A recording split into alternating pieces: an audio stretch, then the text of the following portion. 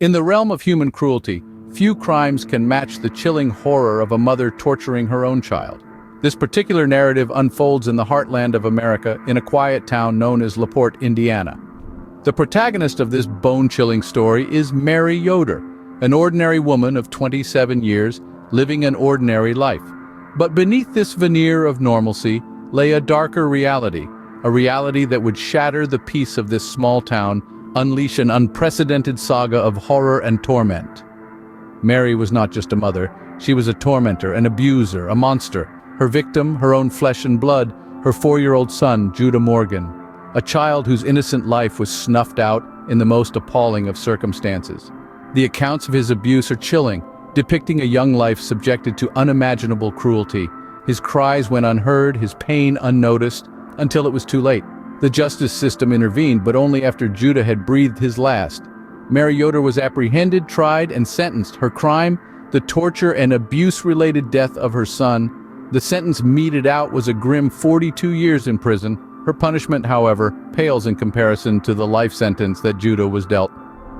Today we delve into the heart-wrenching case of Mary Yoder, a 27-year-old mother from LaPorte, Indiana, sentenced to 42 years in prison for her part in the torture and abuse-related death of her 4-year-old son, Judah Morgan.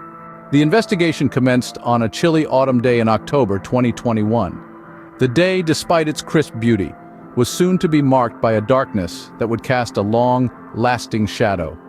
County deputies, responding to an urgent call, drove rapidly through the winding lanes to reach a quiet suburban house, the home of Mary Yoder and Alan Morgan. As the officers pulled up to the house, the eerie silence of the place hung in the air, chilling them to the bone. They approached the door with a sense of foreboding, their hearts pounding in anticipation of what lay behind. The door creaked open to reveal a scene so horrifying it seemed as though it had plucked from a nightmare. Inside the home, they saw a spectacle of brutality and neglect. Every corner of the house bore evidence of a life lived in fear and pain. Toys lay scattered, a grim reminder of the child that once played within these walls. And it was then that they found Judah. Judah, a small child of barely 5 years, was found unresponsive in a corner of the room. His small, fragile body bore the haunting marks of prolonged and severe abuse. The monster that had done this had sucked the joy and life out of the child, leaving behind a shell of agony. The deputies converged around Judah, their faces etched with sadness and horror. The room fell silent, save for the soft whimpers of the deputies as they took in the scene. The child was declared dead at the scene, his life cut tragically short by an act of unimaginable cruelty. Both Yoder and Morgan were found guilty of keeping Judah in the basement, binding his hands and ankles with duct tape, and subjecting him to a relentless cycle of abuse. A tale steeped in cruelty that one finds hard to believe could unfold within the sterile walls of what appeared to be an ordinary suburban home.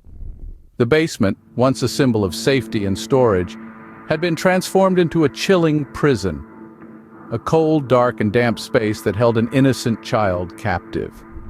The walls echoed with Judah's anguished cries, unheard by the world outside, as he was bound hand and foot, his small frame wrapped in the unforgiving grip of duct tape. It wasn't just the physical confinement that Judah had to endure. Yoder and Morgan orchestrated a psychological torture chamber, subjecting him to an unending, vicious cycle of abuse. Every day his youthful spirit was trampled upon, his childhood stolen from him, piece by agonizing piece. Each morning, as the sun's first rays filtered weakly through the narrow basement window, Judah would wake up to another day of torment. His surroundings screamed desolation and despair. The very people who should have been his protectors, his guardians, had become his tormentors, his captors. From the outside, the house was just another family home. Neatly manicured lawns and a white picket fence, the embodiment of the American dream. Yet inside its walls lay a dreadful secret. A house of horrors that would shock the community to its core, forever shattering the illusion of normalcy. It was a house of horrors, hidden behind the facade of an ordinary family home. But the story becomes even more tragic when we discover that Judah had previously been in foster care, removed from his parents' custody. The life of this young boy was not as ordinary as it seemed. Behind closed doors, The innocent soul was fighting battles of an unforeseen kind. He was thrust into the foster care system, a world away from his parents in the hope of a better life. For reasons only known to the authorities, he was uprooted from his biological parents, stripped away from the familiar only to be placed into the arms of foster care. An unsettling adjustment for anyone, let alone a child. The torment of separation and the longing for parental love was something that he had to bear, a weight too heavy for his tiny shoulders. But it was deemed necessary, a move made for his protection, for his well-being. A 6-month-long separation followed. These were months of trying to a different life, to unfamiliar faces claiming to be his caregivers. But the universe had a cruel twist in store. The winds of fate blew him back into the arms of his parents. His return, though seemingly a joyful reunion, was not the happy ending one would hope for. The system designed to protect him had failed him in the most devastating way. Mary Yoder admitted her guilt for the neglect of a dependent, resulting in death and domestic battery of another child in the home. This admission was not taken lightly, especially considering the circumstances that surrounded the case. The atmosphere in the courtroom was one of tension, as everyone awaited the judge's decision with bated breath. The severity of what had transpired was not lost on anyone. It was a case that had captured the attention of the entire nation, sparking debates and discussions about child neglect and abuse. Mary stood at the defendant's stand, apprehension clouding her features as she awaited her fate. She was sentenced, and her punishment, though quite harsh, did not hold a candle to the sentence given to her co-defendant. The whole room seemed to hold its breath as the judge passed the sentence for Mary. The gravity of her crimes was reflected not just in her sentence, also in the somber expressions of the people in the courtroom. However, this sentence was still not as harsh as the one meted out to Judah's father, Alan Morgan. His transgressions were deemed so severe that he was handed a punishment that sent shockwaves through the courtroom. After the proceedings, he was sentenced to 70 years in prison for first-degree murder and battery on a child.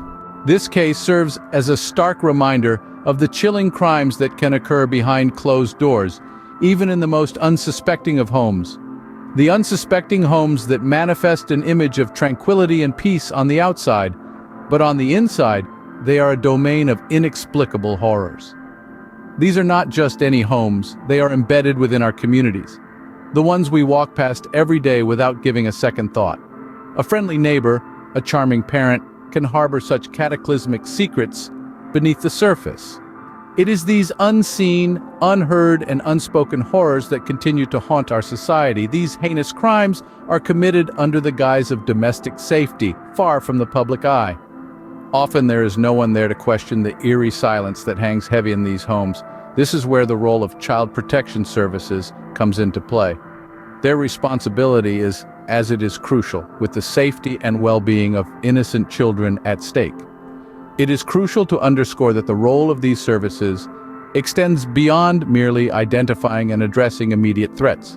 It also involves continuous surveillance and monitoring aimed at preventing the recurrence of such traumatic incidents. They are our first line of defense, standing between potential harm and the child's security. They must be vigilant and determined, ready to act at the slightest hint of danger.